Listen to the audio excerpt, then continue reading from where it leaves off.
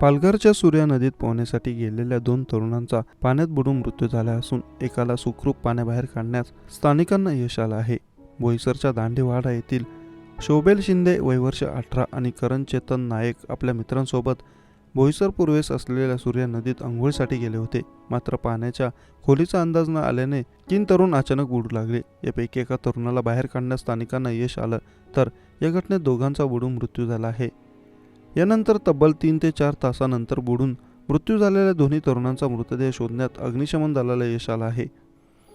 सध्या जिल्ह्यात तापमानाचा पारा वाढत असल्याने उकाड्यापासून सुटका करण्यासाठी शहरी भागातील अनेक तरुण ग्रामीण भागातील नद्यांमध्ये दुपारच्या सुमारास पोहण्यासाठी येत असतात.